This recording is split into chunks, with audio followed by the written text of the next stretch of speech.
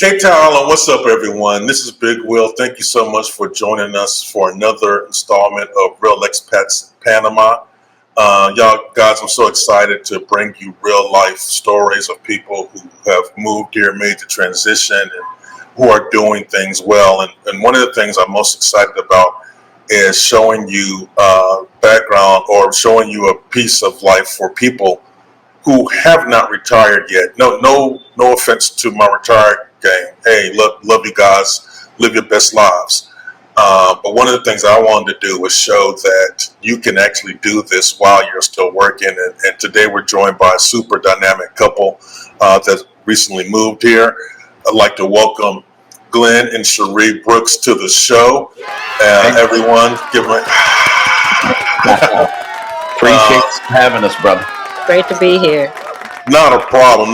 Thank you so much for agreeing to show the people on the channel a little bit of your life. So let's jump right in and let me allow you to introduce yourselves. Tell us a bit about where you're from and what you did where you're from, and what you're doing now. No, I appreciate it. Babe, you want to go first? Sure. I'm Sheri A. Brooks Jr. I'm an author, speaker, and a relationship coach. We relocated here from Virginia Beach, Virginia, by way of, I'm originally from Washington, D.C. Glenn is originally from Baltimore. Prior to moving here, I was working for social services prior to the pandemic. And then during the pandemic, our life took a drastic turn, career-wise. We had been in business for a number of years, but things changed with the pandemic. I'll let you pick up there. Yeah, and so that you guys know, Sheree and I are authors. We have written 9 books between the two of us, and we did all of that while working full-time jobs. My background comes from radio. I was in the military, so we're both vets, Army, Marines, and then I did a long stint in the radio industry, and then after that, I went into ministry. As a director of marketing, did a lot of youth ministry organization and stuff like that. But so that was what we were doing 9 to 5-ish, if you will. I also left that and then went and did a brief stint at Gwinnett County Public Schools as a school bus driver, believe it or not. But all the while, we were building our business in the background. And when the 2015, right around that's when we relocated from Atlanta to Virginia. And I'm sorry about that, y'all. A resource and community for our in-laws, and that's where we started our business. Right from the start, and it's been an online, thriving community. We have a number of products. Marriages and Parenting Successfully is the name of the primary community that we run. MAPS for short. It's an acronym, obviously, but we get a chance to add value to couples and parents who are trying to build relationships intentionally all over the world, quite frankly. So it doesn't matter physically where we live. And back. So tell us a little bit about, or dig deeper about what led you to moving to Panama. What was the aha moment, and how did that look? What was the research like going into this move? Yeah, definitely gonna let Sheree lead on that one. We're here because of her, Will. We had thought about it for a number of years. It was a thing that we were going to do, the full-time RV thing, for a long time. And then life circumstances happened in a way where we realized that was probably not going to happen. But it never took away the idea of living in a freedom kind of a way where we could write books and we could do workshops and that sort of stuff, but we could have our time freedom. And about a year ago, we came here, and I'll let my wife pick up from here after research, and the girl didn't want to go home. Let me just say that. She didn't want to go home. Right. So it started, as I shared before, when the pandemic hit, our life took a drastic turn. I had been working in social services. I came home full time to our business, but it was during that time that I really realized that we could do what we were doing anywhere. But the motivating factor for me was the pandemic kind of enhanced some issues that I have been having. I've been struggling with depression and anxiety most of my life, but during the pandemic, everything kind of like just zoned in with the crime in the U.S., the crime against Black people. I'll say Mm-hmm. that. The police brutality. It's like everybody was zoned in on it because you were home. You didn't have any choice but to see it, and so everything became more and more evident. Just the culture in the U.S., the negativity and things that were going on, and for me, really, the final straw was the Capitol, the invasion on the Capitol. That was like the last straw for me. I am from the military, have a military background as well as Glenn. My dad worked for the federal government. That was like a last straw for me. And I realized that things had changed, were changing drastically in the US, and I needed peace of mind. I no longer felt safe. And we lived in a very nice neighborhood. It wasn't the neighborhood that we lived in, but it was just the culture. It was not, I didn't feel welcome where I was living. And so I had been researching Panama. Well, I had been researching living abroad. I started looking at various different countries, Portugal, different places, but Panama kept coming back around every time I looked. And so for 3 years, really, I was researching, looking at everything, best places to live, the cost of living, what countries was English spoken, the US dollar. So there were a lot of things, healthcare, there were a lot of factors that came into it. And so we were supposed to come here actually in 2021. 2021, but the pandemic numbers were still a little off, so we didn't come. So we pushed our trip back, and when we came in January of 2022, like Glenn said, I didn't want to leave. When I got here, I felt at home. I felt like it was, well, I didn't feel like it was the first time in my life I did not feel like a minority. Everywhere I looked, I saw people of color, all different shades. And I just really felt at home. And there was a sense of peace that I felt here because there wasn't the negativity. There wasn't this fear. I didn't feel like I had to be looking over my shoulder. You know, if I heard a siren, I wasn't like, oh, they coming to get me. Not that I've ever been a criminal. But it was a sense of peace that I felt here and that I continue to feel living here now. That was the primary reason for us relocating. Yeah, and if I could just jump in real quick, Will, I think that for me, it was just this idea of living where I got to control pretty much most of my life. We already had established a significant amount of time freedom in terms of our full-time business. So by 2017, Sheree had come, so if we started the business 2015, 2017, we were profitable. By 2019, we were having talks of her coming off her job anyway, and then the pandemic hit. So we were already sort of building towards this place of anonymity, if you will, and being able to do, because again, in the back of our minds, it was, what would it look like to just travel and live life while doing what we do? And I think that the situation in the US just escalated that. It wasn't the reason we left. It just sort of was the capstone or the straw that broke. It's like, you know what? And any expat can probably understand this. There's a thing where in your mind you say, okay, now it's time. Yes. I'll stop right there, Will. Go ahead. Dreaming of a new start in the heart of paradise? Panamazing Tours brings you the ultimate guide to making Panama your new home. Our Panamazing Relocation Guide is your first step to a seamless move. Packed with insider tips, real estate treasures, and essential connections to local healthcare providers, we've got you covered. Download now and dive into a wealth of knowledge that'll make your transition smooth and exciting. Whether it's for a fresh start, retirement, or the adventure of a lifetime. Let our guide help you find your new home. Visit us at panamazingtours.com and download your Panamazing Relocation Guide today. Your dream life in Panama awaits. Yes. I think we all arrive at that decision, and I love the way that both of you have shared your thought processes for this.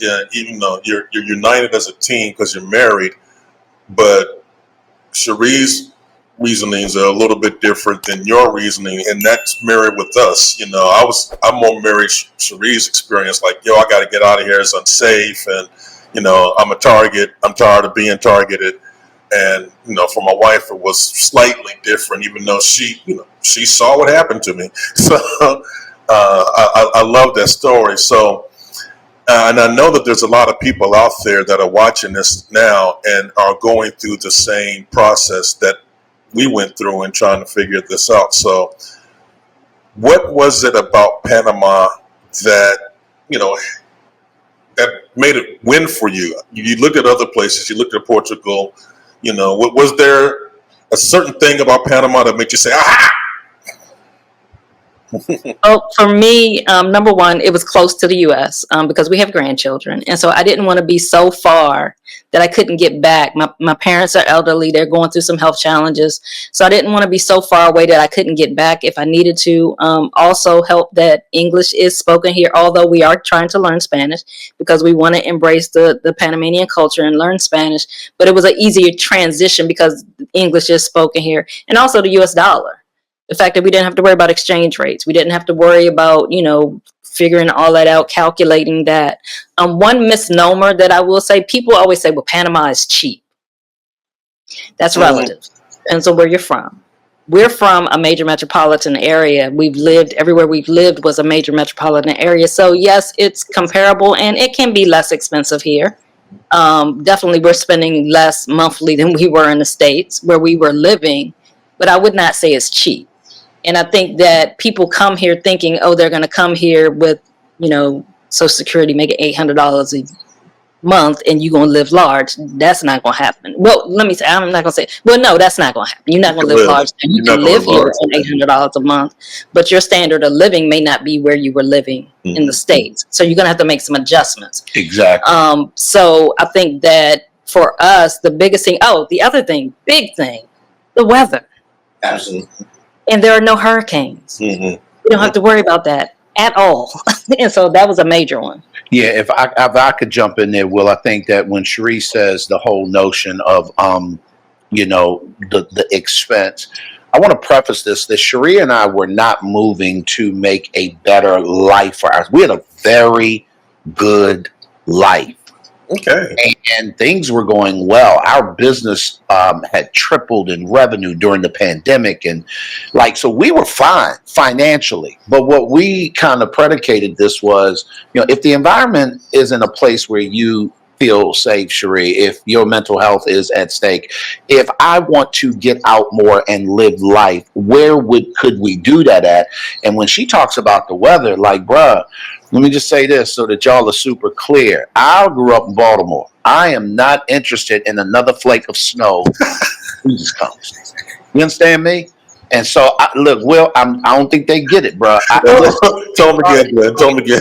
And they start complaining about the weather. See, because here in Panama City, one of the things that you have to realize is probably the hottest part of the country, right? So everywhere else other than the city is probably relatively cooler climate-wise, humidity-wise. Less humidity, yes. A ton of different regions of weather. However, every day I wake up and I hear people here complaining about, oh, God, I quickly go and look at the weather app at where I'm from.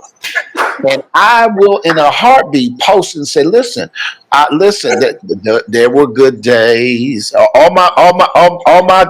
Listen, church people, y'all know I won't complain. Amen.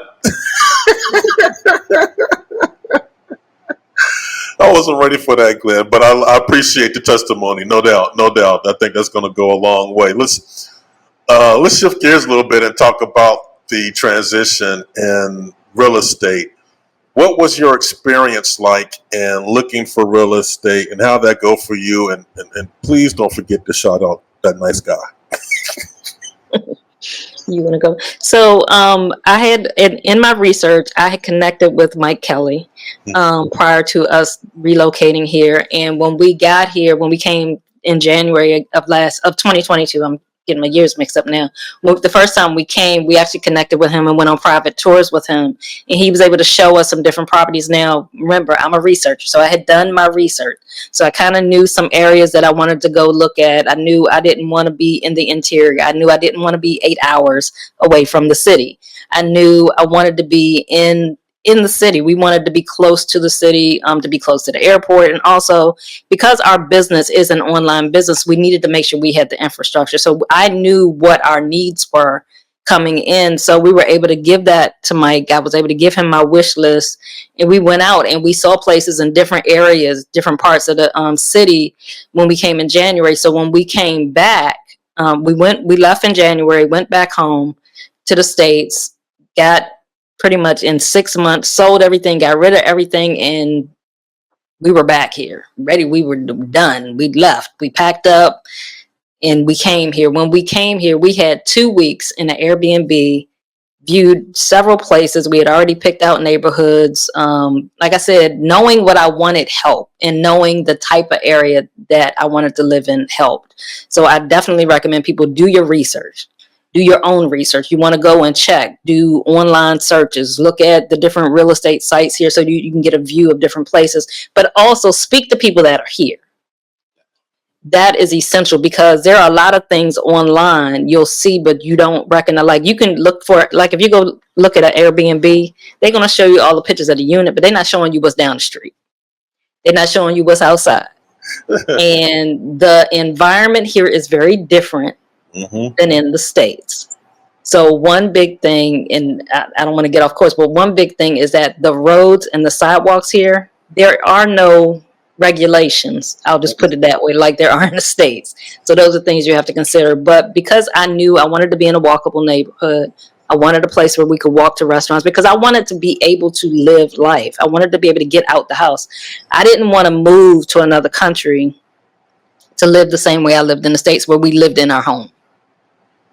Because that's the thing. In the States, the majority of you live in your home. You're not going outside. You barely know your neighbors. You're not walking anywhere. And so we wanted a more active life. And so Mike was able to help us find the place that we wanted. In that 2-week period, we found our place. We got our contract signed. We moved in. I think it was actually 2 weeks and 3 days. We were 3 days. It was 3 days after. Within 17 days, we found a place and moved in. And so I think knowing what you want is essential, but then also working with somebody that knows the landscape of Panama and the areas that you want. And Mike Kelly, shout out to you. That's my boy. That's my guy. Zine? All facts. Yeah, all facts, babe. I want to jump in real quick, Will, and just my perspective. And Sheree did probably 98% of the research. So a lot of these detailed questions that you'll ask is going to come from her, because she was the one saying, babe, this is what I'm finding. One of the things that Sheree and I did for years prior to even moving abroad was we had a ritual. Every Saturday morning, we would wake up and lay in the bed and just watch YouTube videos of where we think we would like to live. And when that happened, it changed the game, because it gave us perspective. It gave us sort of what's out there, not from a visiting and vacationing, like, could I live there? So by the time she did her research and we came here, and it was actually January of 2023 that we came here and vacationed for 10 days. 2022 was original. We were supposed to. We pushed it back. We got here in January 23, and that's where we celebrated our 24th wedding anniversary in Casco Viejo for 10 days. And at that particular point, part of those 10 days of vacation, so to speak, we're ex-military. That was a recon mission for us. We're here now. So, Mike, let's schedule tours to go to the specific neighborhoods that we were researching. I cannot underscore enough for the listeners and the viewers.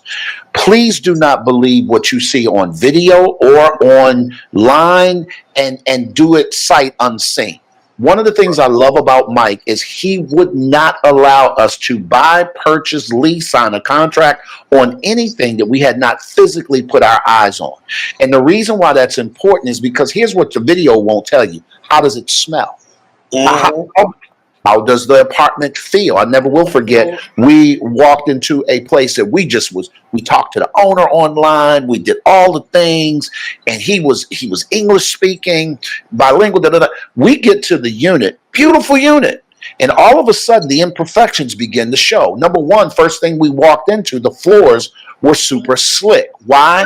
Because the windows were open. And what you got to know about Panama is that it's super humid, particularly in the city. And if this oceanfront property has windows open, you're going to get the humidity to come in. And it felt like, and the only way I can equate it, for anybody that's ever worked in fast food, you know how slick those floors feel when you messing around and you in the back trying to walk from one place to like plus your behind? That's exactly what that felt like. Will, I kid you not, bro. And so for me, I realized the value of come, taste, see, put your hands on it, make sure that this is exactly what you want, especially if you're going to make a lifetime decision. Go ahead, bro. I'm sorry. No, this is excellent. You gave a terrific overview, and I'm really glad that you touched on some of the points about seeing what you're getting before you dive into it. Because look, you just don't, like you said, you just don't know. And we have a lot of love for Mike Kelly. That I actually partnered with him on our relocation tours. He is the real estate expert that my clients deal with, and they have all been superbly happy with Mike. So definitely trust our brother. But since we're talking about real estate, let's talk a little bit more about location in your neighborhood. And without giving us the building name, tell us about where you are, like what kind of property it is, the walkable neighborhood, what you like about it, and make us fall in love with it. Yeah.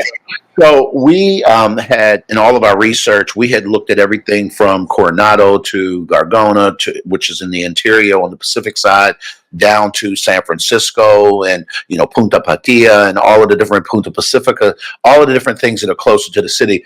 But it wasn't until we came here in July, after deciding to move, we came here, we started our immigration process, and we were in this Airbnb that Sheree talked about for 2 weeks, that when we started visiting these neighborhoods, there were things that we were like, I don't know if we want to live on the ocean. I don't know if we want to be that close. And Sheree kept mentioning, I want to be in a walkable neighborhood. And so when Mike heard that, he said, the only real legit walkable neighborhood in all of Panama City is a place called El Cangrejo. Now, El Cangrejo means the crab, translated. I'm from Baltimore, and if you know anything about Baltimore, we love our crabs. We love our crab cakes. Listen, let me explain something to you. So when he said that, I was like, oh, snap, it's about to be on. Well, when they talk about crab, they're talking about, if you think about the tentacles of a crab, there are a lot of ways in and out of El Cangrejo, which is unique because most neighborhoods in Panama City is sort of like a one-way in and one-way out kind of a scenario. El Cangrejo is incredible. It has all of the eclectic. If my people from D.C. remember Adams Morgan, it's the eclecticness of Georgetown.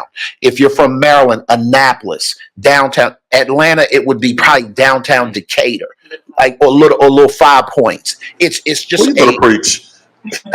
I'm just trying to give people sort of some, I don't know about New York City, maybe the Soho area. Like it's just eclectic. You got everything from the arts community to, tech.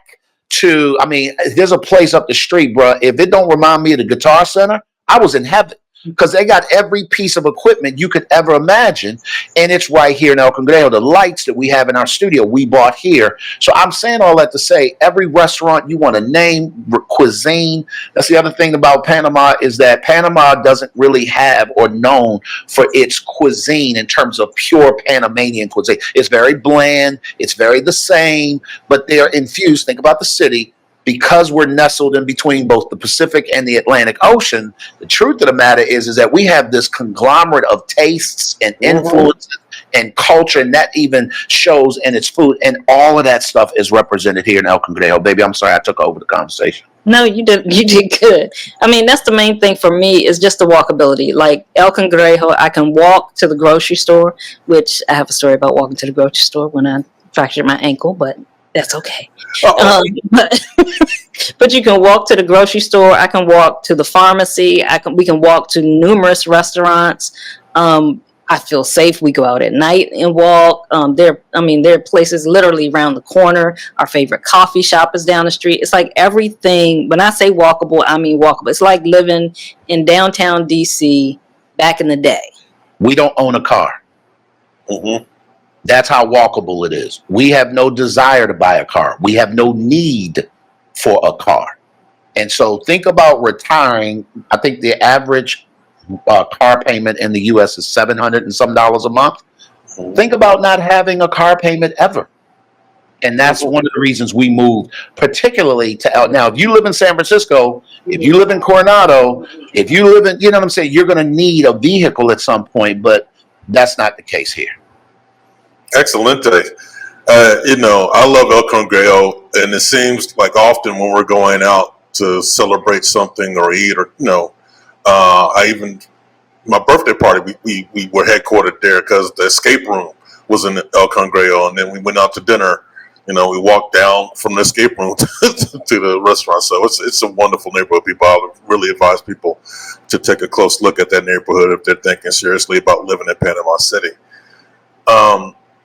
Let's switch gears a little bit and talk about cultural adjustments, if there have been any. Have you had to make any cultural adjustments to living in Panama City or Panama itself? Cultural, actually, I don't think it wasn't. I think because Panama City is so progressive, it wasn't like a major culture shock. It's really, I mean, when you look, especially in the city, Panama City, in a lot of ways, it's like coming to Miami. It's like coming to a major metropolitan area. I mean, you have everything is here. You have malls, you have, you know, hospitals, major hospitals, all the care that you need here. So it wasn't a major like culture shock, like we were moving to the bush, which apparently a lot of people thought we were moving to the jungle, actually going to live in a tree house or something when we moved here, which I'm like, well, why would you think I'm going to do that? But okay. Clearly that y'all don't know us. Right. And so the biggest cultural thing has been the language, but that has not been hard. And what I mean by that is the Panamanians, number one, a lot of them, they understand English, even if they don't speak English. But if you try to speak Spanish, they're very patient. They're very accommodating. They laugh at me. I laugh at them. I've never felt when trying to speak Spanish like I was being criticized. It's almost like, oh, that's so sweet. Go ahead, try it again. Bless your heart. Right, they're so sweet about it, but they work with you, and you can learn how to maneuver. You need to know some basic things when you come here. But like we're learning as we go, and the best way that I've realized is immersion, being here, being in the culture, and that's the other thing. We have embraced Panamanians and trying to develop relationship with Panamanians. Not always, we have friends that are expats, but we're also trying to be a part of the culture and develop relationships with Panamanians so that we can be immersed in the culture. We actually got to experience an actual Panamanian Christmas, which is a whole experience. They don't celebrate Christmas like we do at all. It's an all-night thing. At all.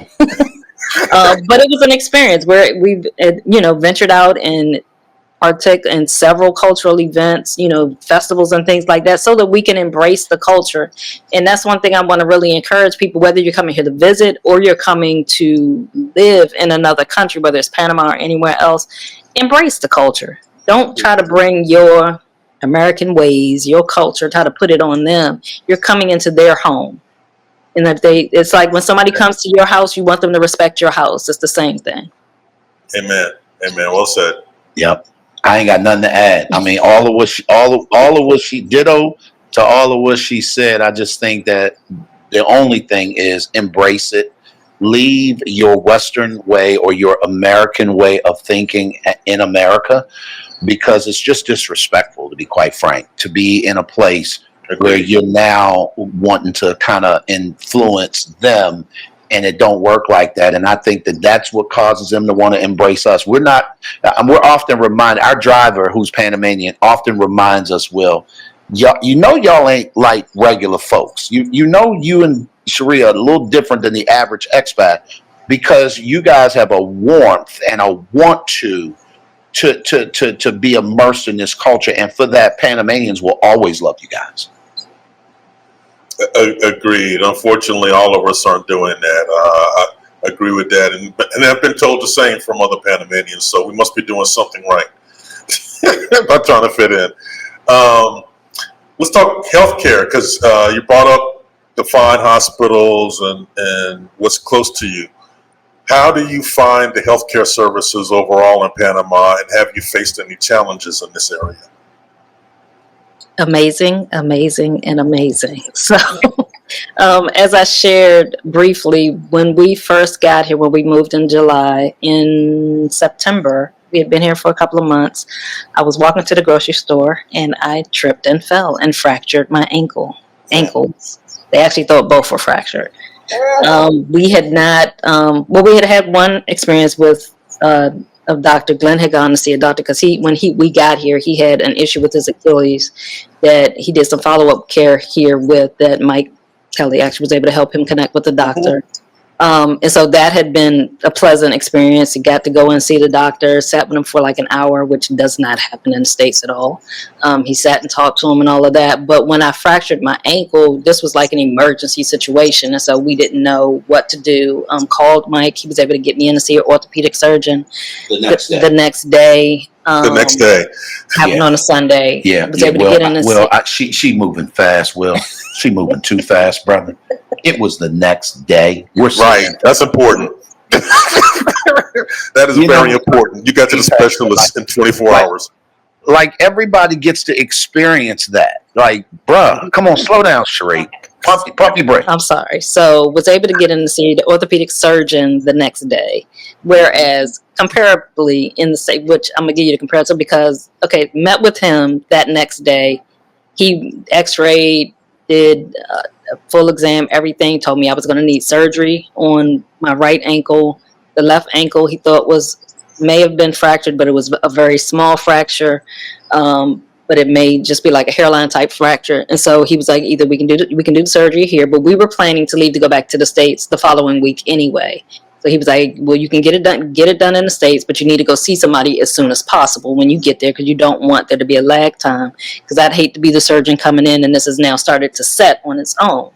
So we got home that Monday evening from the doctors. I start calling around in the States through my providers back in the States. First 3 doctors, oh, we can't see you for 3 weeks. Next appointment is a month away. I was like, no, I just fractured my ankle. Okay. And I'm 6 weeks, 3 weeks, 4 weeks, 6 weeks out. Then I finally found one doctor that I was able to get an appointment that following week. But it took me going through several people till I found that one doctor that I was able to do that, because that's not normal. There's always a wait time. So I was able to get my surgery in the States, came back here. The orthopedic surgeon here picked up my care. When I got back here, had physical therapy, okay, I'm gonna slow down now. Physical therapist for 3 months in my home, 3 days a week. She came to my house. Wow. 3 times a week. 3 times. She brought her whole big bag. It was a big duffel bag. It looked like she had a body in it. It's all of her equipment. That's amazing. I had laser treatment. I had the TENS treatment. I had Doppler treatment. I had the compression. She brought everything. Everything, as they would say in DC. Everything. She came to my house. Now, you guys are probably saying, oh my God, y'all, how do you pay for that? We don't have insurance here. This is all out of pocket. Mm-hmm. What's your normal copay when you go see a doctor in the States? $30. That's mine was. That's the copay going to a doctor. And then depending on your insurance, you still might get a bill on the back end. Exactly. $30 per session. No bill. No nothing. She's coming to the house. If I went to the clinic, it would have been half that. That part. Yeah, I'm not sure I would have been able to get therapy at the same price as an office visit on my insurance. I never had to look. They billed me $5,000 for a routine colonoscopy. I don't know what they would have done. Well, even if you got the therapy for $30, are they coming to your house? Right. I'm going someplace. I know my friends have done that. That's amazing. I love this. I love this. And one thing I want to add to that, Will, is that, this young lady, she's a 26-year-old Panamanian. She's a physical therapist. Her father is an orthopedic surgeon. She is one of 9 siblings. 3 of her brothers are orthopedic surgeons. 2 of her sisters are surgeons, one of which is a research doctor in the U.S., in our home state of Maryland.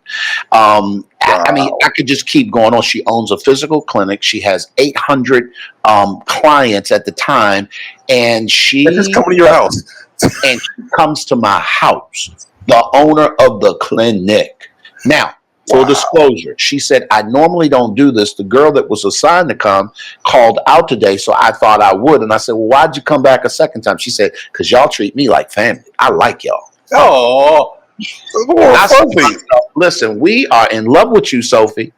And she would come every single 3 times a week. And if she wasn't going to be on time, she would call. She would, again, bilingual, wasn't great English, but it was enough for us to figure it out. She was teaching us Spanish. And this is the immersion part that we're talking about. And so when we're talking healthcare, I think one of the biggest scares, particularly for people who are in a position where they can move, because now you're older, you've got some things set aside, you got some health challenges.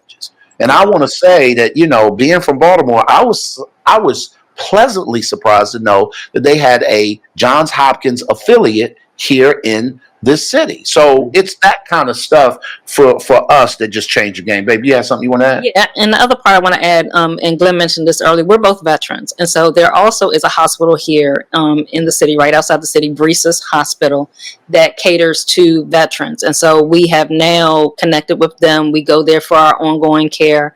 Now, we hadn't got that set up prior to me fracturing my ankle because wasn't planning on doing that.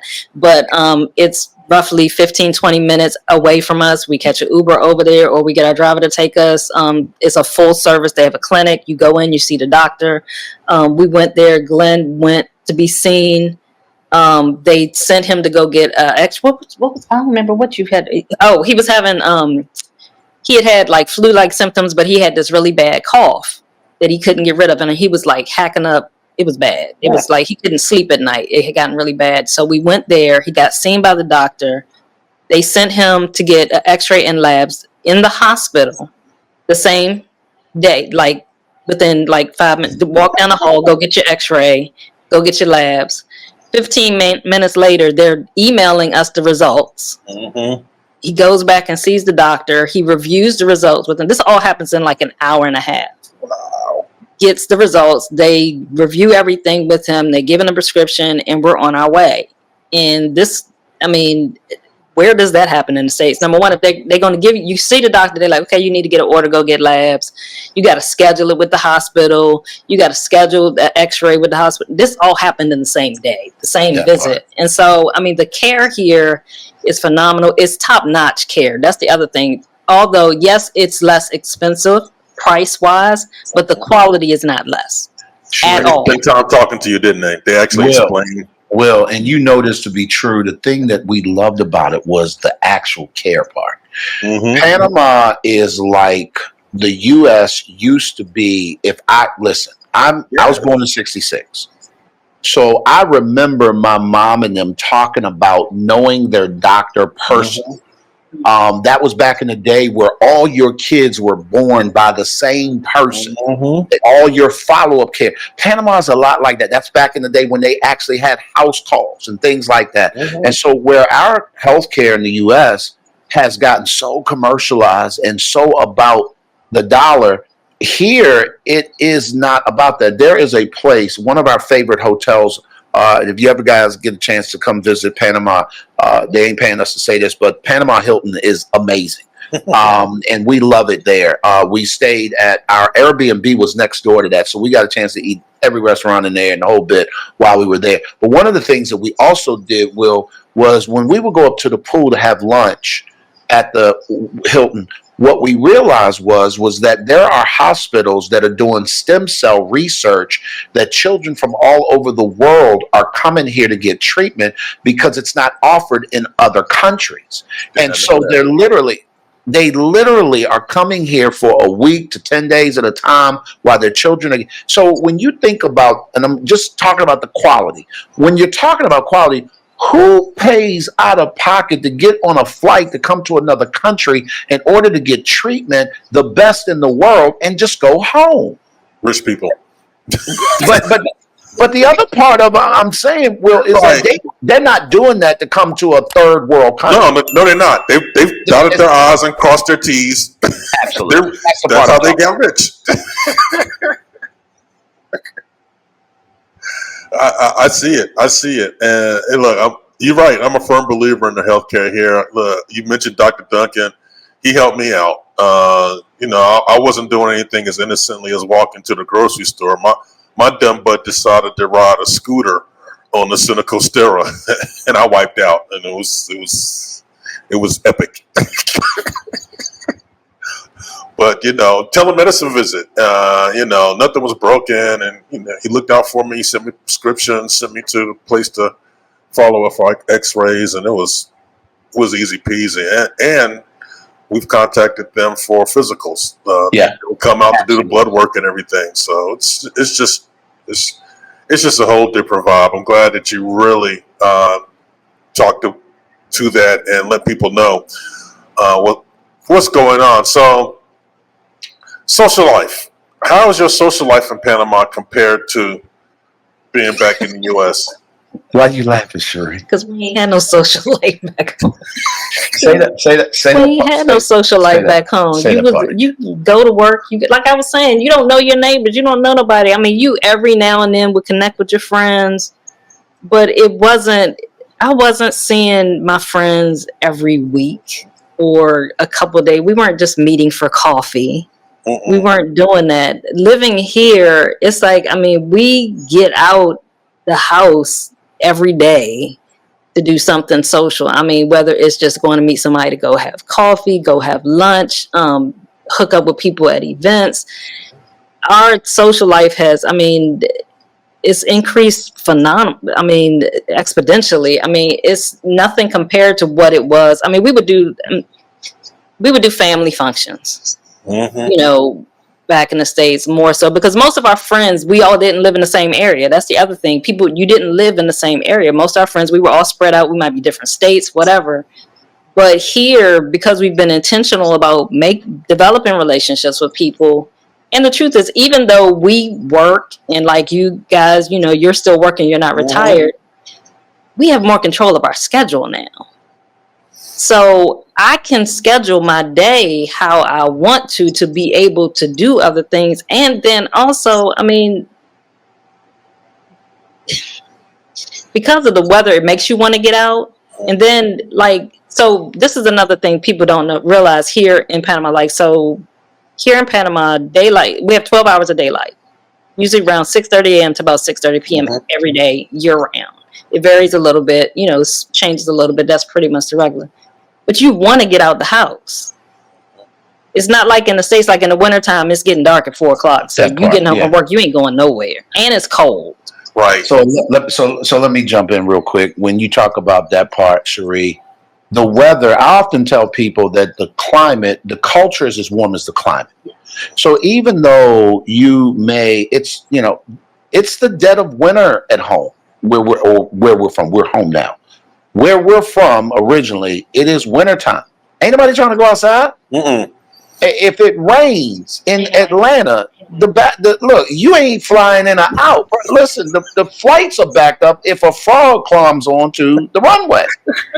Anything can upset your little social situation. Right. Here, well, I'm telling the truth. I know. Here, it doesn't matter. Right. If it's rainy season, if it's dry season, we gonna get outside. And when we do, I can promise you, that's the crazy thing. You talk about events, running into expats, people that you've met, running into, there are restaurants we go to where we've developed relationships with people, and we may go to the restaurant once every now and then. These people still remember your orders. So it's like our social life. I told Sheree the other day, I said, I realized that all of our friends are friends by the association of the thing that brought us together. So, for example, if you have friends in church and you go to church, to the building, the facility, and you connect, rarely do you socialize outside of that situation, unless it's a function of that. Same way with your job, same way with your fraternity, same way with. It's not often that you socialize. Here, it's the exact opposite. You will run into the mall. The chef that owns the cafe up the street, I'm passing in the mall when we're at Multi Plaza, and I'm like, Chef Emil, what it do? He was like, my friends, what's happening? we chop it up like we know each other. Right. It's crazy. It is lovely. It's a lovely aspect. The people are so warm and inviting and welcoming. It's absolutely tremendous. And I feel you when you were saying you didn't have a social life. Not a real social life back home, but I think the incredible thing is we're all still working we're working as much as we did in the U.S. It's just everything else has changed. That's a powerful thing. No, that's so true, Will. And I know you're probably going to get into it. But our work, we literally came here with the game plan of creating our own schedules. And so Sheree and I built a business that allows us to do what we want, when we want, how long we want, and if we want. And I'm telling you right now, it's like we live as though we are retired, but we have jobs like everybody else. Mhm. And it's just different. It's just so when I step out to go to the grocery store, it's always 90 degrees. I'm sorry. I don't mean what that wasn't Now low it's time key. to go someplace. Right. You get what I'm saying? I feel you on that. I feel you on that. So you mentioned being intentional about meeting people. Talk to me a little bit about your experience. You know, how did you go about meeting other expats, and how's that experience been so far? And it sounds like it's been pretty good. So first it started with us getting outside, number one. Like I said, changing our habits from in the States where you just stay in your house, you know, only go out. So we intentionally get out the house at least 4 days a week. We make sure that we get out the house intentionally to go someplace, to a restaurant, to go someplace new, go to a park, go someplace where there are going to be other people. There are routinely meetups with some of the expat communities. We'll go to those to meet other people. And really for us, most of the people we've met for the most part have been in our neighborhood. It's been just walking around the neighborhood and we run into other people. We may be sitting at a restaurant and a table over from us is another group of expats. Because it's easy to identify the expats because all you got to do is listen. They Because speak English. Spanish. So you hear somebody talking English, be like, oh, they from the States. Let's talk to them. And so you just drum up a conversation and either they'll overhear us talking or we'll overhear them. You introduce yourself and everybody's been really warm and welcoming. I mean, we're all coming here to start something new, to a new chapter in our lives, and you don't want to do this alone. And I think that connecting with other people is beneficial. I know even just going to immigration, we've met people there, the other people that were there getting their going through their process of immigration, meeting them, connecting with people, and then just, you know, exchanging information and connecting with people. I've gone on shopping trips with people, with other people, just getting out and about and taking the time, being intentional about doing it. It's very easy to come here and just be like, it's going to be, you know, I'm going to be in my own little cocoon and I'm going to just live here and enjoy the sun by myself. But I didn't come here for that life. I came here for something different. I wanted to expand my horizons, and that including other people in that. And so we've met some amazing people, not only expats.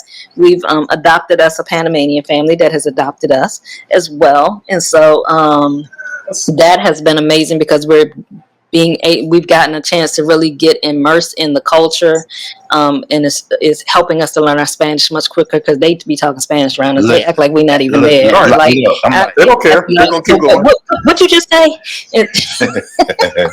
It's hilarious. That's lovely. That's lovely, and I love that. I want people to really hear and understand the importance of, yes, having expats around makes life a little bit easier, and you recognize the language when you're in the cafe, but you really want to meet the folks that are here. Yes. And branch out and just start talking to people and having conversations because they're so different. They're so approachable.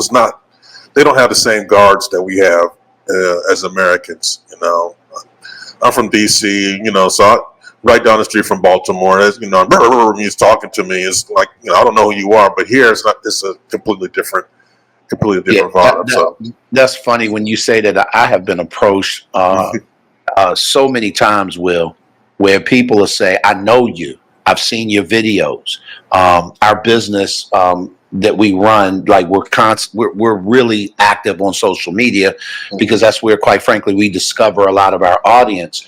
And I'm always amazed, man. I came to Panama to be famous. Like it's crazy. It's like I can't tell you. I've lost count. Every time when we go to grocery stores, when we go to restaurants, I could be out on the Santa Costera, we could be down at the Almado Causeway. It don't matter where you are. I'm out flying my drone. Kids are coming up, and parents is like, And I'm like, what in the world? And then it What makes you happened? realize how small this world is because of social media. And I just think that it's just freaking amazing. If I can add something, and I also think that when people come here for expats, like you said, our guard goes down. Mm-hmm. And so, whereas someone may have seen you and wanted to approach you in the States, but they won't. They'll stand back and be like, I'm not going to say nothing. But here, people are more willing to just come up and start a conversation. We don't do that in the States. You ain't just walking up to some complete stranger. Be like, hey, I mean, even little things like, I like what you got on. You ain't doing that in the States. Just, you don't do that. Right, you don't do that. It's like your guard is up. It's like, I don't want them thinking. You worried about what they gonna think. And it's like, don't nobody care here. It's like, hey, Right. how you doing? Right. I love going to sing karaoke because no one knows me here. Everybody knows you will. Yeah. Everybody knows you, but you Yeah. keep thinking that. Yeah, You keep yeah, thinking you that. keep If that helps you to do the karaoke, They you go for it. They come up to you. Look, I was bobbing what Glenn said because They know. people do come up and recognize us, and they recognize Sonia too. And Yeah. she's starting to get used to it as well. But I agree that they're not as slow to approach. And I think in the States they would have just looked and point as you walk by, and here they'll Big Will. Yeah, no, that's fun because I had that happen. We were over at a restaurant that we like to go to, and someone the only table that was full of people in the whole building. They just opened. We went over for breakfast, and I promise you, we went and sat down. They looked at us and was like whispering across the room. Will, can I tell you? The sister gets up and walks over and says, excuse me, I know you don't know me, but my sister over here says that you guys are YouTubers and that you are famous. Can we take a picture with you? I said, well, first of all, let me make sure I heard this correctly. Your sister, oh, by the way, she added, my sister who lives here in Panama, I'm visiting. So she gonna come over, tap me on the shoulder, want to get a picture. I'm like, well, what about the sister? Right. Where's he at? See, that's the thing, though. That's that mindset that we have in the U.S. where we're saying we don't want to interrupt, we don't want to bother you, we don't. And I understand it. I don't take it personal, but it makes you guarded. And I'm be honest, I'm shedding the same thing. There's some times where I've been guarded unnecessarily. Yeah. And it's like, bruh, you need to dial that back. This ain't that. It's a reflex, I think. It is. I think we all do it, and I'll go back and apologize. I'm sorry. I didn't mean to bring out the guard dog on you.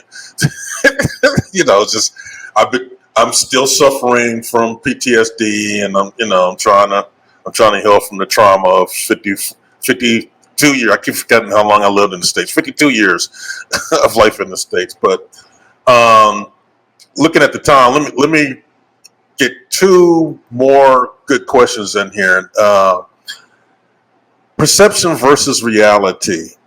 Have there been any shocking things that have transpired or that you've seen after moving to Panama? Is it what you thought it was going to be?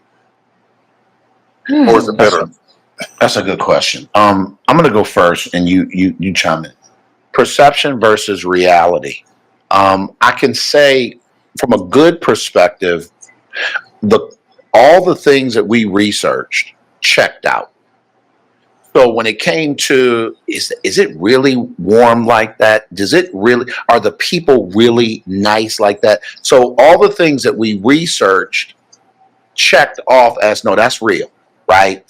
I think that the perception versus reality part, maybe from a negative standpoint, is the why behind it. So I'll give you a quick example. What you don't see online a lot is a lot of the neighborhoods that have trash that's piling up. You don't really see that online unless someone physically shows it to you. And it can throw you off from the US because we have a very good, and I want y'all to think, infrastructure. The infrastructure in the US, when it comes to discarding of waste, is a whole industry. So much so that a waste management company actually sponsors a tour on the PGA Tour. Do you know how much money it costs to spend the kind of money to be known? I didn't realize that. the waste management tour. Wow. Bro, that Wow. tells you something about how much money they making, because that ain't cheap. Ford and all these different people who sponsor these invitationals, Bridgestone, I can go through these names. So, Will, when I say that, Panama doesn't have that level of infrastructure nor leadership. And so there is a reason why it is but here's the workaround, and this is the perception versus reality. It ain't everywhere. Why? Because there are certain places where you live, they gonna take care of their own.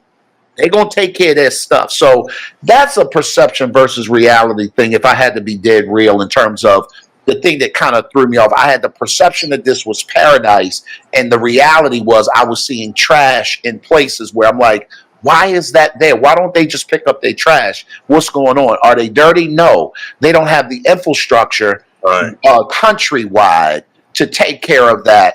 The infrastructure is more neighborhood-wide, if that makes any sense. Sheree?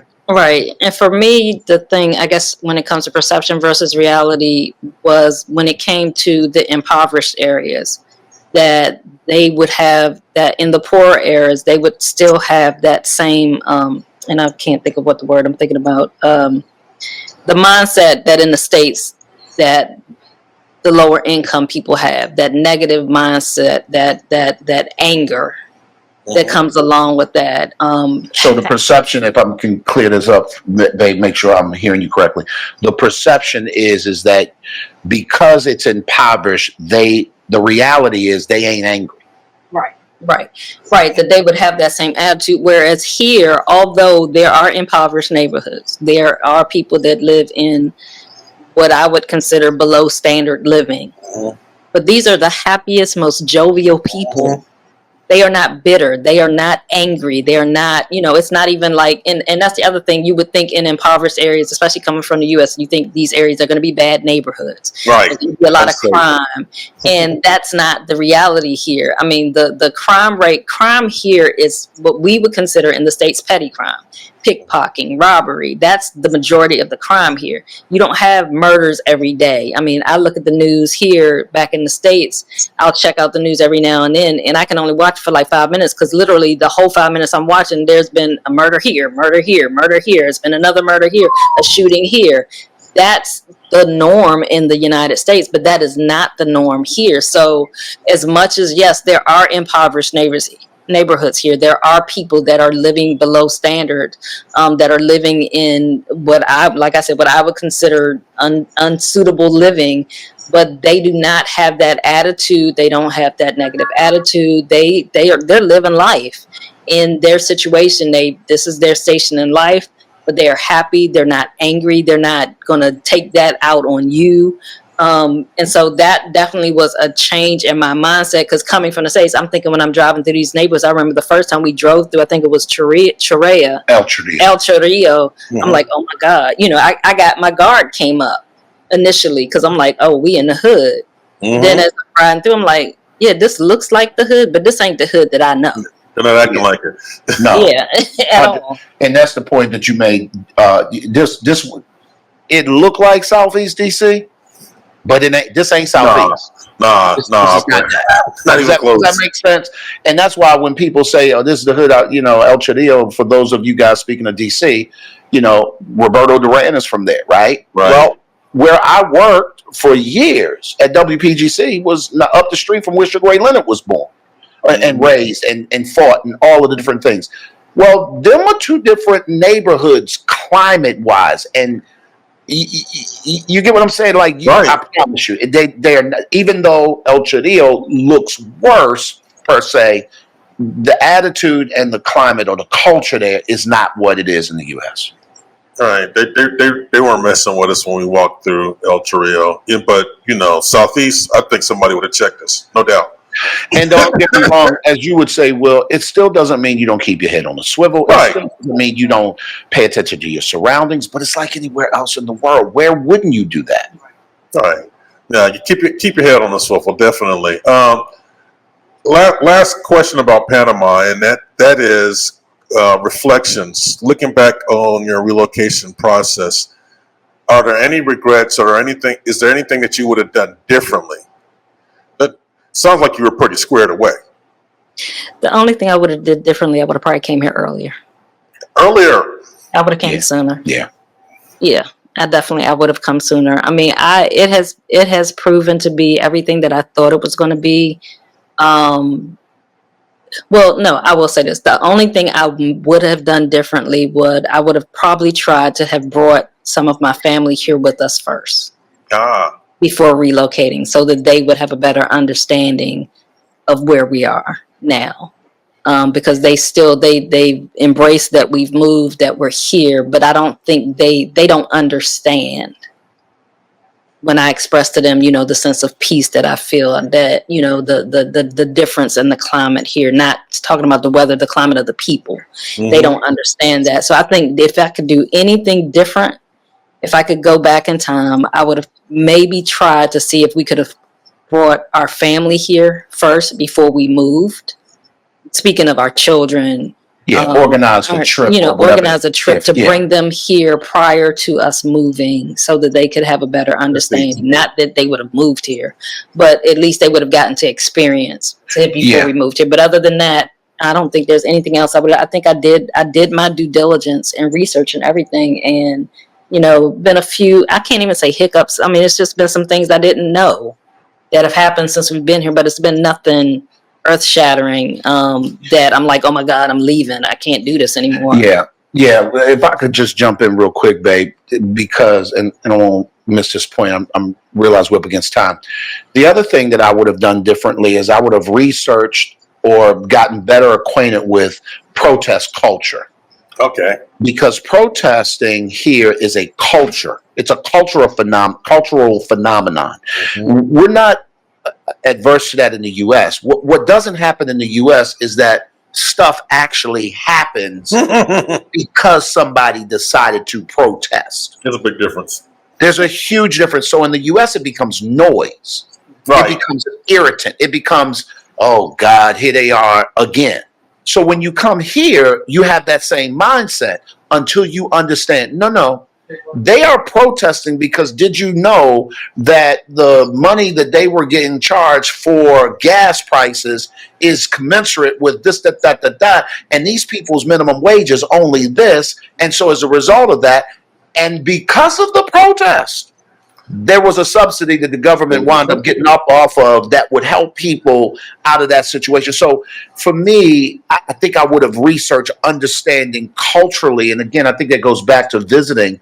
I would have come here more often instead of just the 10 days. I would implore anybody who's trying to, if you're thinking about moving to any place, do yourself a huge favor and go find yourself getting lost in the culture of that place and asking yourself, can I live here now that I know X?